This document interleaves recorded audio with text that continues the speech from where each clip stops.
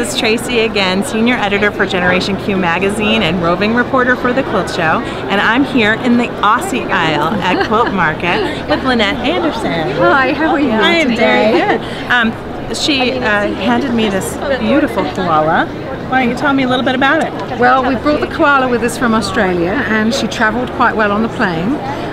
We're inviting customers to come along, have their photograph taken with her, guess her name, maybe win a hamper of goodies if they guess the right name, and have their photograph taken with her. Because adorable. Everyone's dream when they come to Australia is to see a kangaroo and to cuddle a koala. So we thought we'd bring one.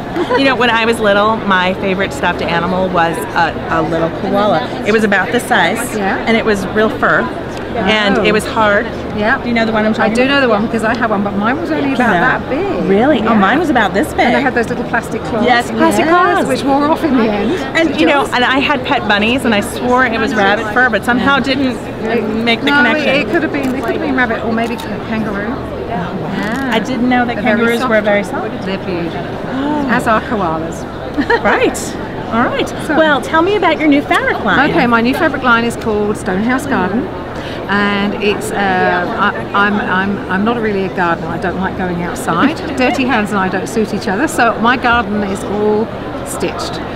So my fabric line also reflects that. It's got cute little flowers and bees and butterflies on it, and then a lot of, as always, my little coordinating prints are all little nothing prints, but they work really well together. So let me show them to you. Okay.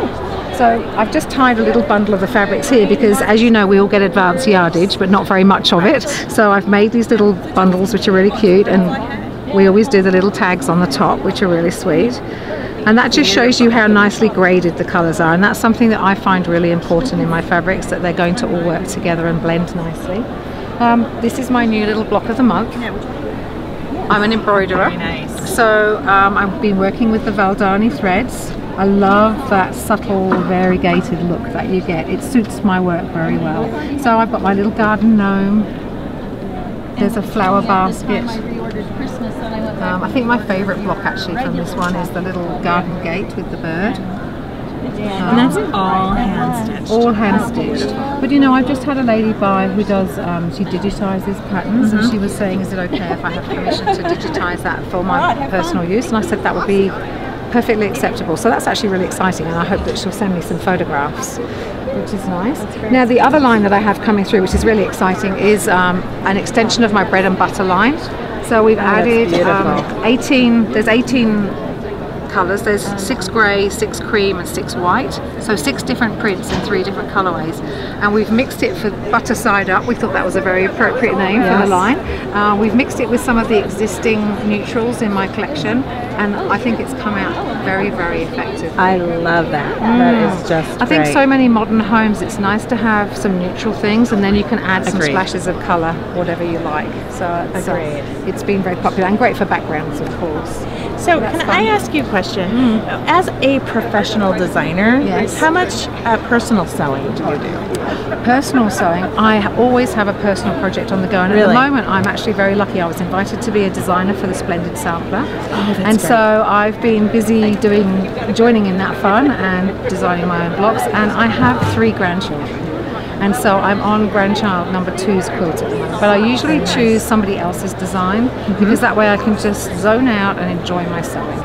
You know, I don't have to think about I've got to write the instructions. I can just follow the instructions, and often I'll choose piecing rather than handwork, just because it's a little bit faster, and it gives me a change of, you know, seating. It gives me a change of feel. And my eldest granddaughter likes bright pink and bright purple, so I had fun choosing the fabrics for that. A little bit out of your norm. It was, and I enjoyed it. That's the scary thing. Well, that's great. So but that gives you a little break, doesn't it? A little mental break. It does, and changes it your perspective. Fun. It does. So that was lovely, and she loves it on her bed. So now I'm working on my second grant is a boy, and he wants trucks. So I'm looking for bright yellows and bright greens for trucks. Very nice. Yes. So that's fun. Who are your favorite designers? My favourite my icon is Ginny Beyer because I started that long ago, and when Ginny Beyer was really probably one of the first designers that I ever became aware of, and her palette, of course, was, for me at least, the first fabrics that I could really buy that coordinated. Although having said that, my first quilt was actually a Liberty Tarna lawn because I lived in England. Mum took me to London. We chose the Tarna lawns, which coordinated, and of course they're a dream to sew with. But right, and back then that was I actually just interviewed Ginny for another, and so that was one of the things that I brought up was the fact that it was so hard to get fabric back then. So I did Tarna lawn, and of course the other person in England that was quite big was Laura Ashley.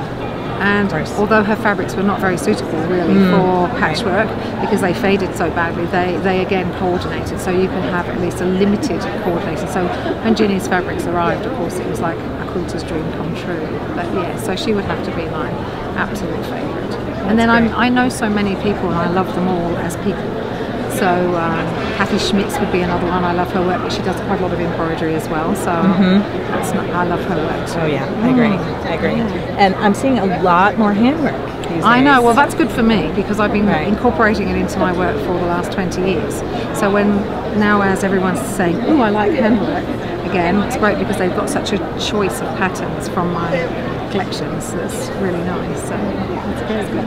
Well, thank you so much for talking to us today. Thanks for having me, and thanks for cuddling our koala. Now, any day. Need to choose her name. I know. Is it an Aussie name or is it a quilting name?